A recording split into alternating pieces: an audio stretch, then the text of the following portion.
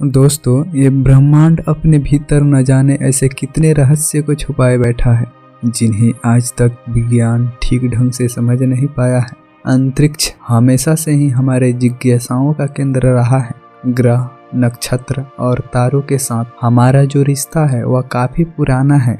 इस अनंत ब्रह्मांड के लाखों रहस्य अभी भी छिपे हुए हैं। जैसे जैसे विज्ञान अपना दायरा बढ़ा रहा है वैसे वैसे इस ब्रह्मांड के रहस्य सामने आ रहे हैं। विज्ञान ने ब्रह्मांड को देखने का एक अलग ही नजरिया लोगों को दिया है। भले ही लोग आज बहुत आगे निकल गए हों, पर ना जाने कितने सवाल हैं जिनका जवाब अभी तक मिल नहीं पाया है। इन रहस्यों में चार चांद लगाने का काम करती हैं हॉलीवुड की फिल्में, जो अपने फायदे के लिए साइंटिफिक फैक्ट्स को भी भूल जाते हैं। और तो और लोग उन्हें सच भी मान लेते हैं। वे लोग ये भी भूल जाते हैं कि हम भी इस प्रकृति के बनाए हुए जीव हैं। इसलिए हम आपके लिए लेकर आए हैं स्पेस के बारे में कुछ सच्चे रहस्यों को, जिसे जानकर आपकी आंखें खुली की खुली रह जाएंगी। इस वीडियो को स्किप किए बिना एंड तक देखना ताकि इन रहस्यों के बारे में पूरी सही और सटीक जानकारी मिल सके। और वीडियो के एंड में कमेंट करके बताना कि आप कौन सी रहस्य को अब तक सच मान रहे थे। दोस्तों, अगर आपसे कोई पूछे कि सूरज क्या है तो आपका जवाब होगा कि सूरज एक जलता हुआ आग का गोला है। पर ये जवाब आपका बिल्कुल गलत है। आपको बता दें कि आग एक केमिकल रिएक्शन होती है जो ऑक्सीजन की उपस्थिति में होती है, लेकिन सूरज पर ऑक्सीजन ना के बराबर है। तो इसका मतलब है कि सूरज पर आग कभी लग ही नहीं सकती है। जब आग कभी लग नहीं सकती है तो इसका मतलब है कि सूरज आग का गोला नहीं है। अब हमने आपके मिथ या फिर कहे मिसकंसेप्शन को तो दूर कर दिया, लेकिन अब एक और सबसे बड़ा सवाल यह है, अगर सूरज आग का गोला नहीं है तो फिर है क्या? अगर सूरज आग का गोला नहीं है तो इतना चमकदार और गर्म क्यों है? दोस्तों, इस वीडियो को पूरा देखना, क्योंकि ऐसे न जाने कितने रहस्य हैं जिससे हम आपको आज रूबरू करवाएंगे। दोस्तों, सूरज के गर्म और चमकदार होने की वजह है न्यूक्लियर फ्यूजन का प्रोसेस, जिसकी वजह से सूरज के कोर में ज्यादा दबाव के कारण हाइड्रोजन हीलियम में बदलकर एनर्जी को प्रोड्यूस करती है।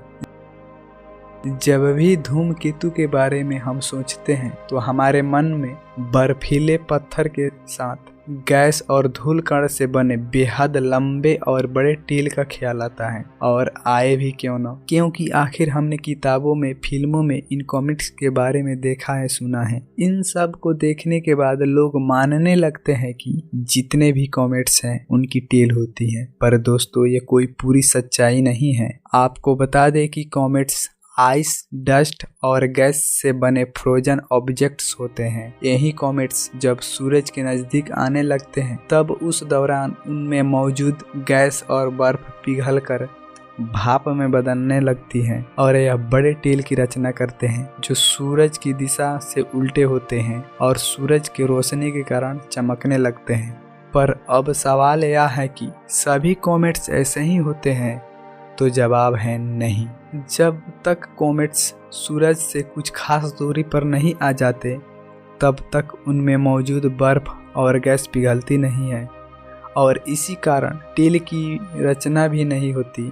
एग्जाम्पल की बात करें तो नेपच्यून को ले लीजिए। नेपच्यून के ऑर्बिट से बाहर सोलर सिस्टम के लास्ट छोर तक यानी आउट क्लाउड के क्षेत्र में मौजूद कॉमेट्स में टेल मौजूद नहीं होती। दोस्तों, ये तो ट्रेलर है, आगे ध्यान से सुनिए। कुछ लोगों को लगता है कि न्यूक्लियर वेपन की मदद से धरती की ओर आ रही एस्ट्रॉयड को खत्म या नष्ट किया जा सकता है। पर दोस्तों, यह आपका सबसे बड़ा मिथ्या है। आपने बहुत सारी मूवीज में देखा होगा कि रॉकेट की मदद से एक बम को एस्ट्रॉयड के सामने ब्लास्ट कर दिया जाता है और वह एस्ट्रॉयड बहुत सारे टुकड़ों में नष्ट हो जाता है। लेकिन अब सवाल यह है कि क्या सच में ऐसा होता है? उससे बड़ा सवाल यह है कि हम न्यूक्लियर वेपन की मदद से पृथ्वी को बचा सकते हैं?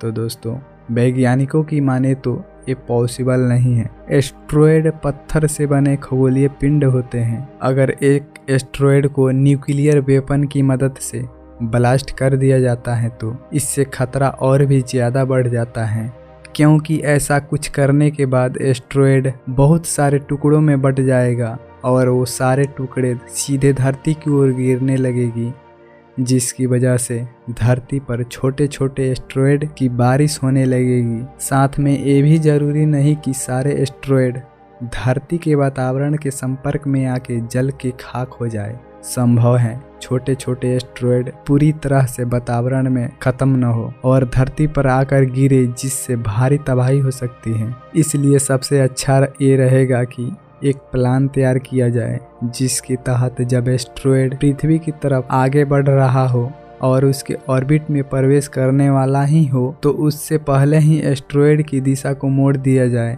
हालांकि अब तक ऐसी कोई तकनीक वैज्ञानिकों के पास नहीं है, पर उम्मीद है आने वाले समय में ऐसी तकनीक हासिल हम जरूर कर लेंगे और धरती पर एस्टेरॉयड का खतरा हमेशा के लिए खत्म भी कर देंगे। लाइट की स्पीड 3 लाख किलोमीटर प्रति सेकेंड होती है और इस वजह से कुछ लोगों को लगता है कि लाइट की स्पीड ब्रह्मांड में सबसे तेज होती है। माना कि लाइट की स्पीड से तेज और कुछ भी नहीं होता। साथ ही ये भी बात सही है कि लाइट अंतरिक्ष में सबसे तेजी से ट्रेवल करती है, लेकिन यहाँ पर ध्यान देने वाली बात यह है कि ऐसा सिर्फ स्पेस के वैक्यूम में ही संभव है, इससे आगे नहीं।